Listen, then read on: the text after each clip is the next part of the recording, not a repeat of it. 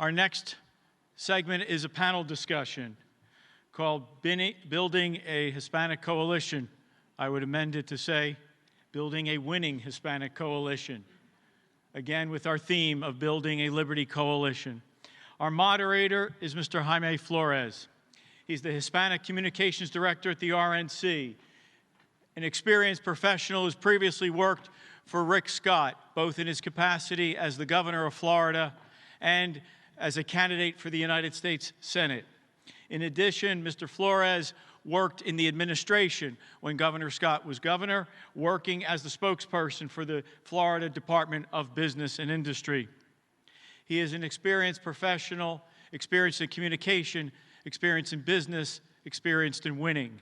He will lead this discussion to help all of us learn how to build that winning coalition, with a special shout out before I get kicked off the stage to my dear friend, Commissioner Mike Rivera of Berks County. I'm not supposed to do that. Don't tell anybody I did it. Hi, Mike. Thank you, guys. I'm going to do the first part from the podium, if that's okay, for 3 reasons. First, because I need a place where to put my papers. Second, because of the microphone is in the right position. And third, because it hides my belly a little bit. It is a privilege to be here with 3 wonderful members of our community, with 3 people that really understand what's going on within the Hispanic community, and with 3 people that really defend tirelessly the Hispanic conservative positions that are very important for our community. I'm talking about Dr. Marcela Diaz-Myers. She's the deputy chair of the Pennsylvania Republican Party. She's a native of Bogotá, Colombia, like myself, by the way. She graduated from Escuela de Medicina Juan N. Corpas with a degree in medicine. She currently works in the healthcare industry, but has not stopped from dedicating her life to serving her Dauphin County communities. In her community, Marcela has served 19 years as a vice president of the Lower Dauphin School Board, served 8 years as a Pennsylvania GOP state committee woman for Dauphin County, and the director of health services for Harrisburg School District. An applause for Dr. Marcela Diaz-Myers. Next to her, we have Jacqueline Rivera. She's a businesswoman and community leader who is a senior accounts receivable administrator for Olympus America. Her experience is in finance and management. She studied at Lehigh Carbon Community College for Business Administration, and she's the secretary of the Lehigh County Republican Committee. Jackie was a candidate in 2021 for Lehigh County Commissioner in District 3, garnering 40% of the vote in a very tough Democrat district, and she's a candidate this year for at-large commissioner in Lehigh County. She enjoys giving back to our youth by being a basketball coach for 8 years. And then we have Commissioner Michael Rivera. He's a Berks County commissioner and a real estate professional at Keller Williams Platinum Realty in Wyomissing. Michael was born in Pottstown and lived there till the age of 6 when he and his family moved to Puerto Rico, where he grew up, graduated from college, and got married. In 1996, he and his wife moved to Pennsylvania to start in real estate. Mr. Rivera has been a small business owner for many years and spent over 7 years in the banking industry. Prior to his role at Keller Williams, he worked at the Greater Reading Chamber of Commerce and Industry.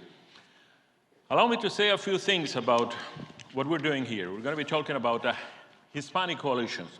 Basically, a coalition is formed when 2 or more people or groups temporarily work to achieve common goals, and it is important that we work with Hispanic communities.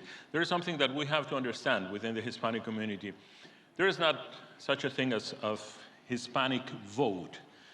Hispanics vote in different ways. There are different different communities within the large Hispanic community. And if we want to achieve important goals with Hispanics, we need to understand the composition of those communities. We just had our best midterm performance with Hispanics. There was a significant shift among Hispanics, and it is very promising for the future of the Republican Party.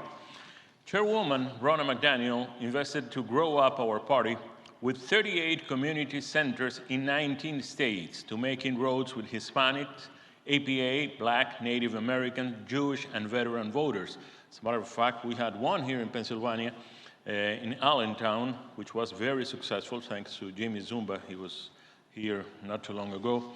And according to Politico, compared with the 2018 midterms, Hispanic and Asian support for the GOP jumped 10 and 17 points respectively, with Black voters shifting about 4 points to the right. Another thing that I would like to mention has to do with the fact that, and I had that paper somewhere, I'll find it. But anyway, what is important is to understand that there are 34.5 million Hispanic voters in the United States. That was 2022 numbers. As a matter of fact, the census, the 2020 census, says that there are 62.1 million Hispanics in the US. 18.9% of the total US population are Hispanics. This is the second racial or ethnic group after the non-Hispanic voters. And then, since 2018, the growth of the Hispanic voters in this country was about 4.7 million. That's 60% of the total growth of US eligible voters are Hispanics. Let's talk about what we need to talk, which is how to build Hispanic coalitions. Allow me to introduce Dr. Marcela Diaz-Myers. Thank you, Jaime. I think an important thing to keep in mind is that Latinos are the fastest growing ethnic group in the United States of America. And in Pennsylvania, the growth has been from 2010, it was almost 800,000 Latinos. We have grown to 1.2 million.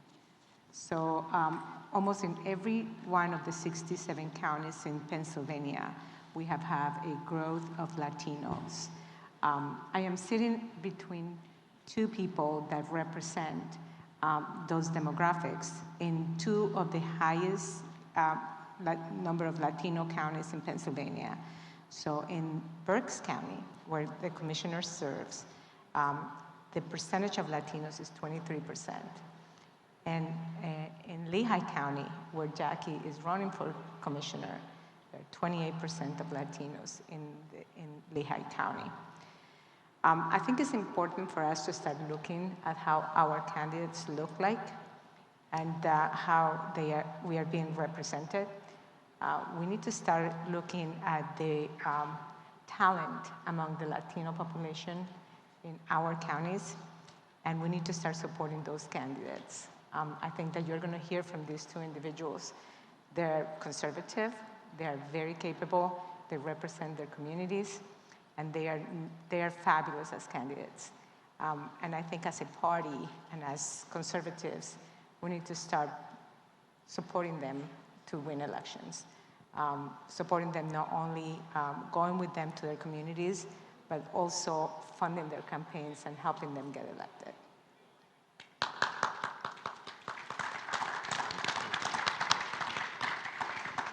Let's do the interventions of the view tree, and then after that, we're going to do some questions. Jackie, your turn. Thank you, Jaime. As a current commissioner candidate and as a Latina, I just want to emphasize how important it is, especially living in Lehigh County, the highest Hispanic population in Pennsylvania, how important it is to support Latinos and get them elected. I've been behind the scenes before 2020, involved in politics for a long time. I never thought that I would ever run for office, but when we saw the government overreach in 2020, I knew I had to do more for the community and get off the sidelines. When I engage with the community, they do want to see Latinos running for office and representing them. My mom is a legal immigrant from Honduras, where she came here for the American dream. So our family understands how important legal immigration is and having strong borders for security in our nation. We are a country of immigrants where we welcome and value every legal immigrant, but to be a strong nation, we need strong borders. My mom is very active in our local committee for over 20 years. She's the treasurer of my campaign. And I do believe Republicans are better equipped to protect the American dream, and polling has shown that. When I ran for the first time in 2021 for county commissioner, it was a tough, high Hispanic 3-to-1 Democrat district. It's a gerrymandered district where Republican hasn't won in over 20 years. I did garner 40% of the vote, which was a high percentage to pass Republicans. I resonated with the community. I was able to never compromise on my conservative values, and I was able to get hard Democrats to vote for me. I was unfortunate in that election, but I worked very hard. I was proud of the effort put into that race. And this year I'm running for county commissioner at large, where I do believe there's a better opportunity with everyone's help. I'm proud of our county committee, of the foundation that we have been building. We have a strong chairman who encourages our Hispanic candidates to run for office. And I do believe strong leadership starts at the top and brings others along the way. It is important to be consistent in our messaging, and not only during an election season. We need to always be present in these communities to prove with action that we care. Words are never enough. Attending all community events has to be at the forefront. Consistent outreach, an authentic voice, financial backing is how we really can get our conservative message across. As a Latina candidate, it's been very important to me to be selfless and not only worry about my own campaign, but to help other Hispanic candidates along the way in any way that I can. And I believe the way to attract more Hispanics to the Republican Party is by supporting the ones who are here already and running for office. What I have learned is just by running for office, it gives others hope and motivates them to be engaged in the political process. Large Latino communities want to see Latino candidates running for office, and we have to encourage, recruit, and embrace more Hispanics to run for office by giving any support and knowledge that we can. Our objective should be to organize, inform, and mobilize. Democrats assume that they have the Hispanic vote, and their political talk about us is just that, to get the Hispanic vote. Their outreach cuts out all conservative Hispanics, where our message helps all Hispanics prosper. Their unpopular policies have been helping us, but we do have to be better at controlling the message for Hispanics to understand and recognize their values align more with the Republican Party.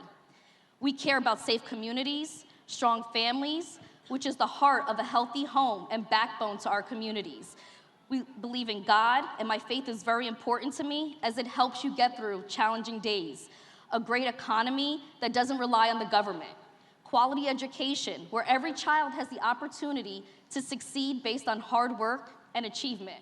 We oppose government-mandated healthcare that restricts freedom of choice. We care about real freedom. And I believe it's important to coordinate with as many groups as possible to fight for our conservative values.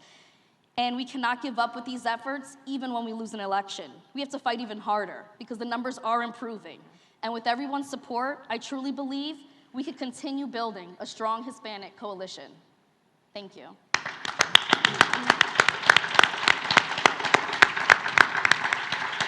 Commissioner Michael Rivera. Yes, thank you very much. And let me start by thanking Loman Henry and the PLC for putting this panel together, and the previous two speakers as well.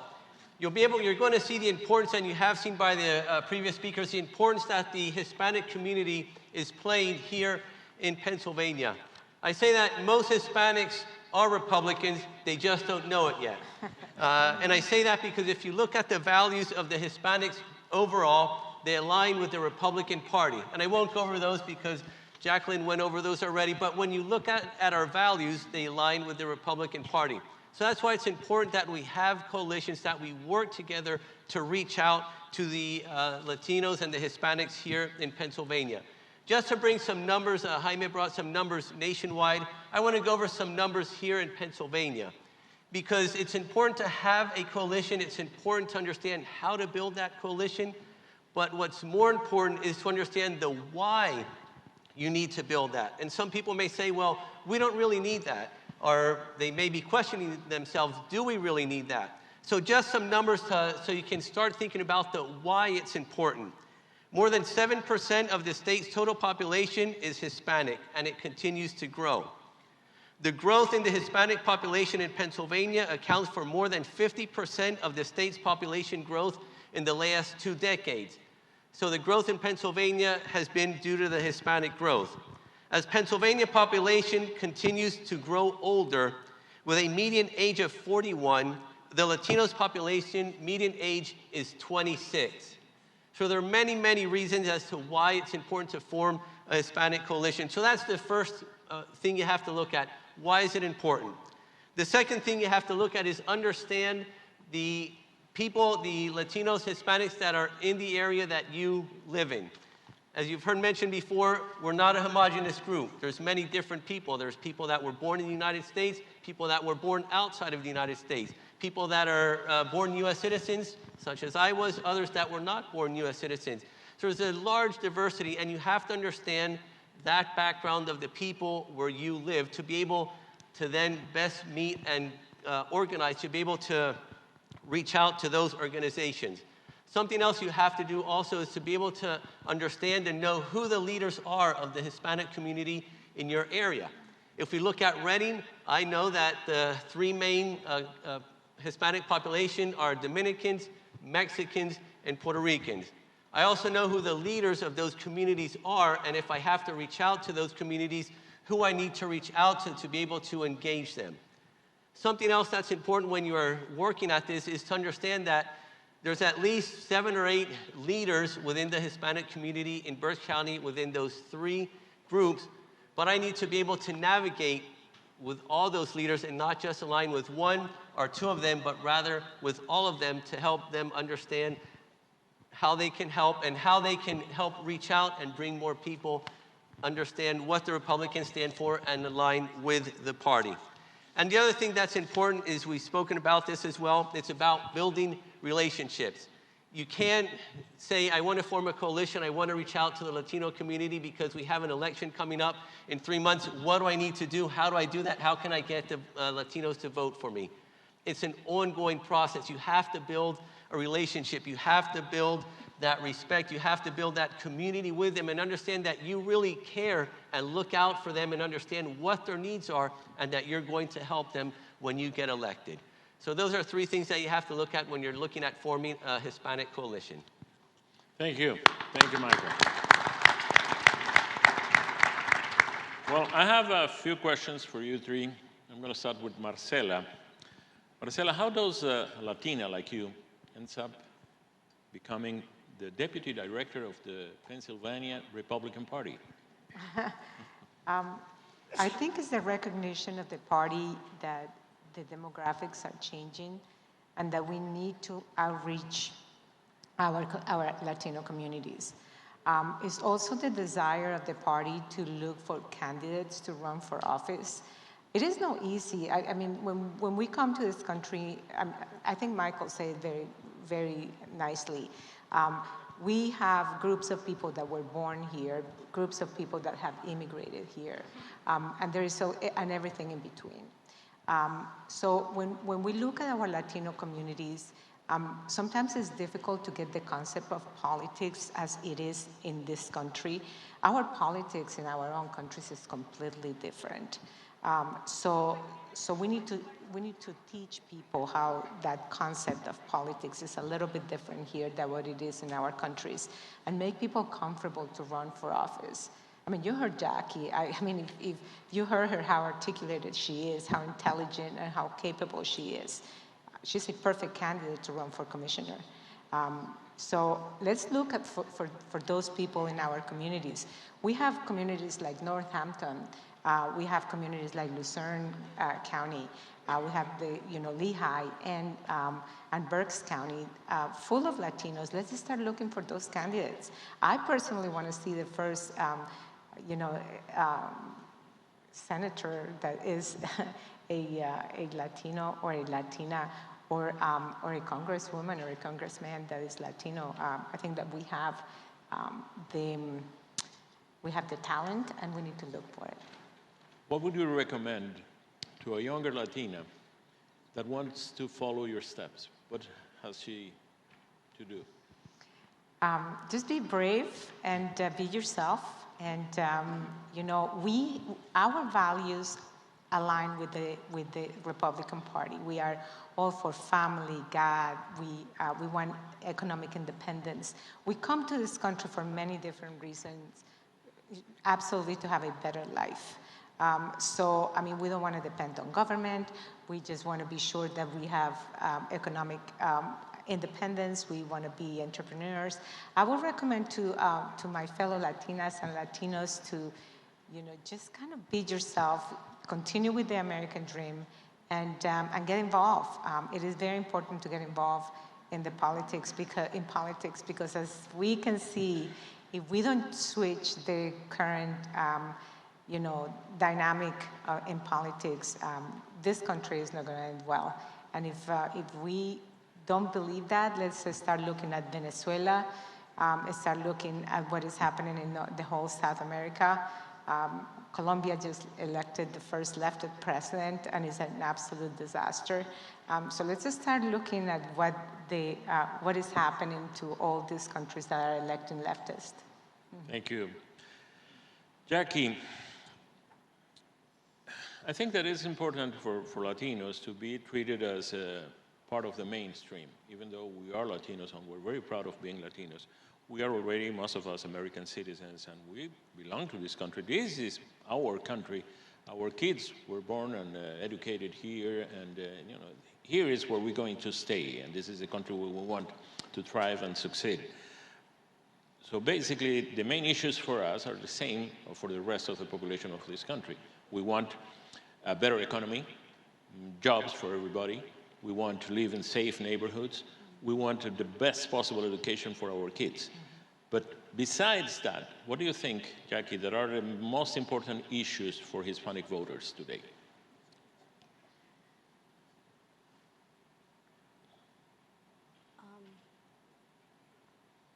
Well, I do believe freedom is something that's across the board with all issues, because what we're dealing with today's society right now is that there's so much government overreach, and I do feel that is what's hurting. It's hurting our entire community, but in our high Hispanic communities, we're seeing that that's more affecting the government overreach that's happening today. They're hard workers, small business owners, and their high regulations are affecting them economically. So I do feel that is something that's hurting the Latino community. Mm-hmm. Thank you. Michael, you mentioned that phrase, famous phrase of Ronald Reagan, Hispanics are Republicans, they just don't know.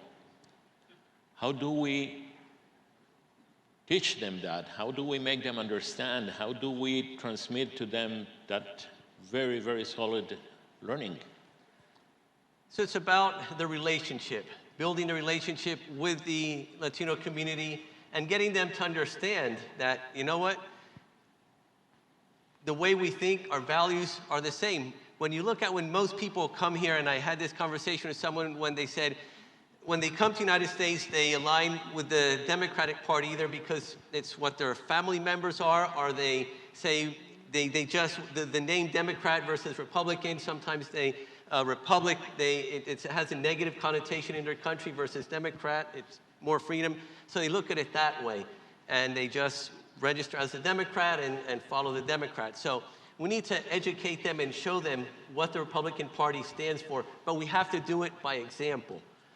We have to show them that we care for them. We have to show them that our values are their values, and we have to make that known. Sometimes when we're speaking with Hispanics, we just assume that they're Democrats, and I've learned over and over again that many times that's not the case, and we don't want to engage with them because there might be differences, but we have to engage with them, and we have to do it with respect. I believe anyone we speak with, no matter if they're Latino, non-Latino, Hispanic, we have to talk with people with respect, understand their position, expose our position, and find what the common grounds are, understanding that, again, the way what their heritage is, what their ethnicity is, it's more aligned with the Republican Party. Good. Dr. Marcela Diaz-Myers, one of the problems that we have in order to communicate with our population, our voters, is that we lack media outlets in Spanish that are really interested in, serving as a way, as a bridge to transmit our conservative views. As a matter of fact, not only we don't have, but the very few that we have are under attack permanently. How do we solve that problem? What can we do to transmit our message? Not only we have a very good messaging, the only problem is that we don't have any media outlets that help us transmit that message. And it's going to get worse because there's an attack on the media in the conservative media. I mean, you saw Lourdes, she left the company that she was working with because George Soros bought the company that she was working for. I think I know many people don't like social media. I think we need to start looking at the social media and we need to all go in masses. We Republicans need to go and we need to play the same game that the Democrats play with us. We need to give information on social media. I have become a big fan of podcasts. I listen to all kinds of podcasts. I think we need to put those outlets more and more. We need to fill the social media channels with conservative messages, in my opinion. Thank you, Marcela. Jackie, you mentioned that we need to recruit more Hispanic candidates. How do we do that? Well, I believe the foundation is getting them involved with helping out on campaigns. Because I've noticed when they help out on campaigns, now they're getting more comfortable to actually get more involved in the political process and then want to run for public office. And I believe the party committee, which our party committee embraces Hispanic candidates, that's the way we recruit. We get them more involved in helping out on campaigns and then kind of encourage them, embrace them to run for public office. Thank you. I think it's going to be our last question, Michael. Okay. Language. What language should we use to get to our Latinos? Some people say that, hey, most Latinos that vote, that are American citizens, are bilingual, so probably you don't need to get to them in Spanish, you can do it in English. But I have an example. Where I live in Miami, every car salesperson at every car dealer has to be bilingual. If you're not bilingual, if you want to buy a car or purchase a home or get a mortgage, and even more if you're going to make decisions on electing your leaders, you want to get information in your own language. What do you think? Absolutely agree with that. You have to look at, going back to, there's different groups of Latinos. One, you have people that are first generation, second generation, third generation, and so forth. In general, the first generation is predominantly Spanish speaking. Second generation is fully bilingual. The third generation on down usually loses the Spanish language unless we make a very conscientious effort in our family not to do that. But one, we have to carry out the message in the language that the person prefers. So I'll take, for example, my wife. She's fluent in English, but when she wants to have an in-depth conversation with someone, she prefers it in Spanish because it's her native language. She has a larger vocabulary in Spanish and can express her feelings more in her native language. So we need to do it in both languages. One, for those who don't speak English, we want to attract them. And the second thing is we need to show respect, and we say, you know what? You're an American citizen. You came here because you want to embrace our values. You want to be a part of this great country. I respect that you speak Spanish, so let's have that conversation. Let's share the message in Spanish. I respect you, you respect me, and that's what it needs to be about. So I agree, we need a messaging both in English and in Spanish. Wonderful. Well, I think that's it. Marcela, Jackie, Michael, muchas gracias. Gracias. I would like to thank Mr. Henry Roman, for this opportunity. Thank you for inviting me. Thanks, Guy Chiarocci, for this presentation, and it was a real privilege being part of this. Thank you very, very much.